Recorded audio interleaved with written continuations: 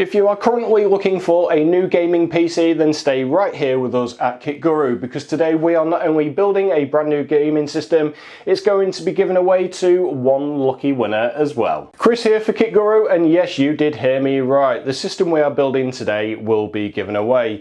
In order to do this, we have teamed up with ASUS for this build, and we'll be using some great hardware from them, including the Maximus Z690 Extreme Glacial, a Tough Gaming RTX 3080 Ti, Thor 1000 watt power supply, and their Strix Helios case. And finally, Intel have been kind enough to send over a 12900 KS for this build. To find out more details on the giveaway, then please do check the video description below for all the information you're going to need. So with that bit out of the way, let's take a close look at the components we're going to be using and then get this build underway. First up, we have our case, and the Helios is certainly a beast of a chassis. It's big, it's bold, and it has all those aggressive Republic of Gamers looks and comes packed with features.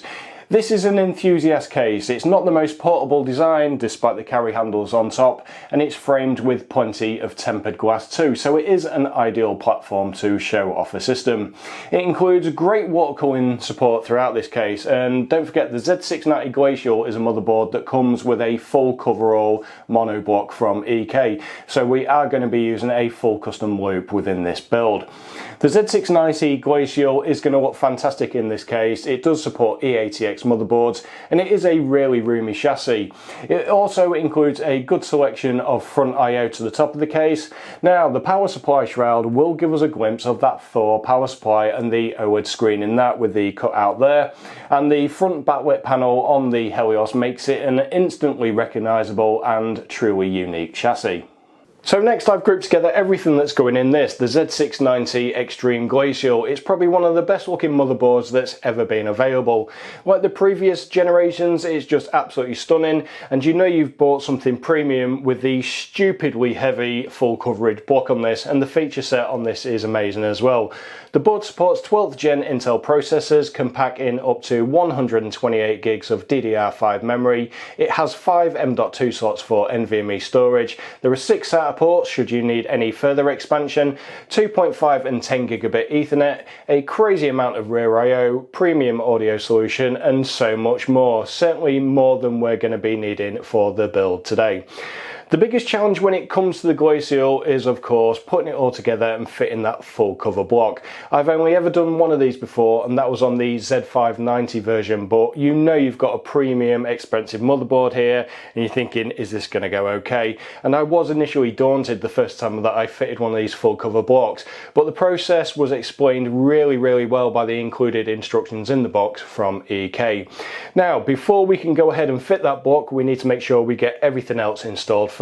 So for this build, I'm going to be using NVMe drives. This is an XPG, a 1TB drive for ROS, and this is going to run at Gen 4x4, and this is complemented by the Viper, again a PCIe Gen 4x4 drive, but this time with 2TB of capacity, and that's just there for throwing in all our games and files.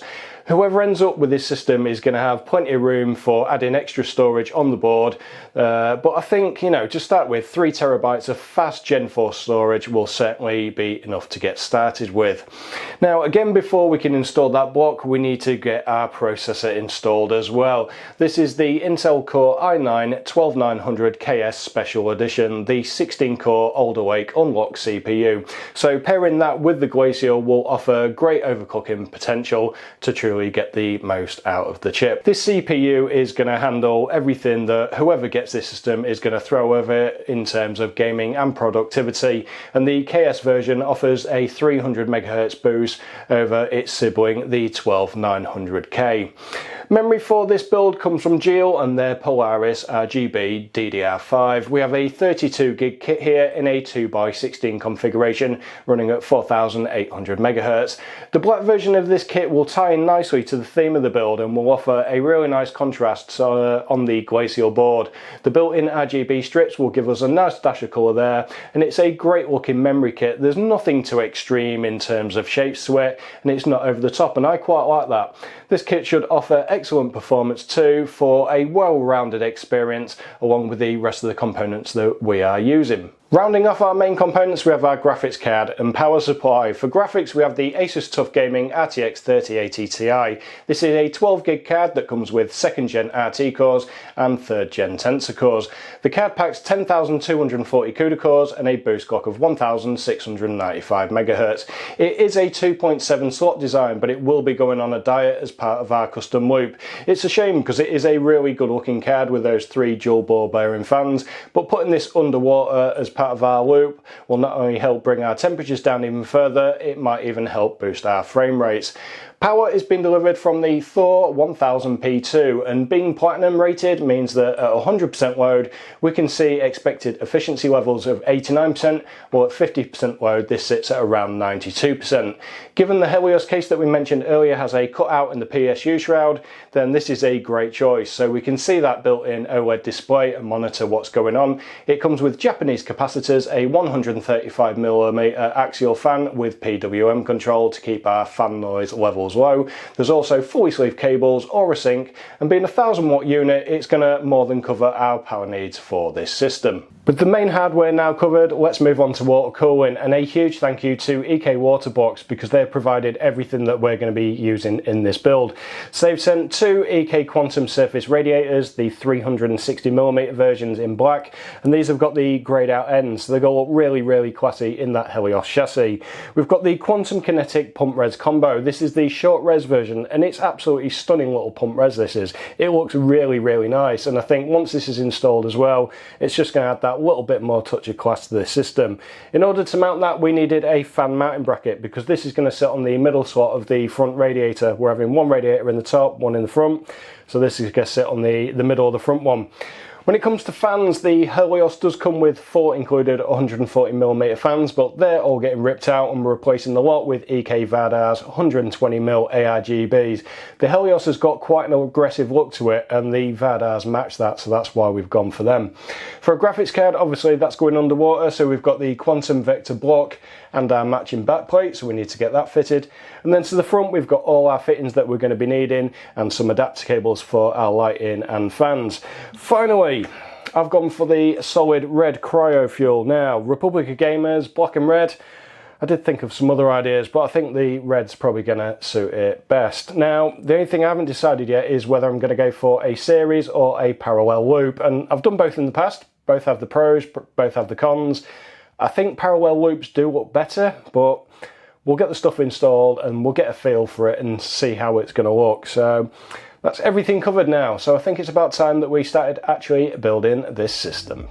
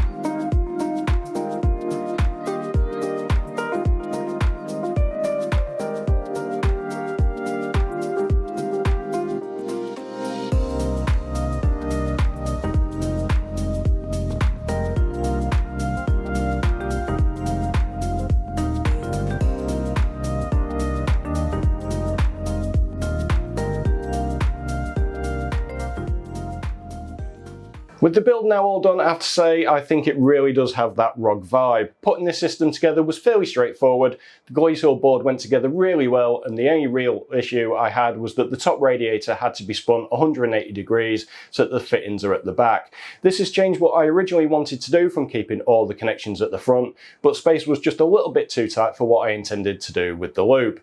I said earlier I didn't know if I was going to go for a series or parallel loop, and this has sort of ironed it out for itself. You see, once the radiator had been spun, it meant I could then get a full clean line across the rear to the motherboard ports. To get this lined up perfectly though, the top radiator originally sat around 8mm higher than what it does now, and so I've had to 3D print some little spaces and I've dropped them in there, so the run is now perfectly straight. The tubing runs overall have been fairly straightforward too. I'm not a massive fan of double or triple bends unless it's something that is absolutely needed. I prefer to try and let the fittings do all the work and keep things nice and minimal where I can. The rear GPU box of the radiator, I did try a double bend there to keep the front of the run straight, but it just looked awkward. And then the front return to the res could maybe have done with an EK extension and a 90 rotary to minimise the slight kick needed to get it installed, but I think overall it's turned out really nicely. The EK Vardar X3M fans really suit this too with those aggressive lines, and I'm really pleased that I went with them as part of the cooling setup. They do kick out some flow, rated at 67 CFM, and the lighting effects on these are really clean. Now, in terms of RGB, I couldn't really decide on what to go with. Red, white, I don't know. So for now, I've left it in the rainbow cycle so that whoever is lucky enough to win this build can choose for themselves.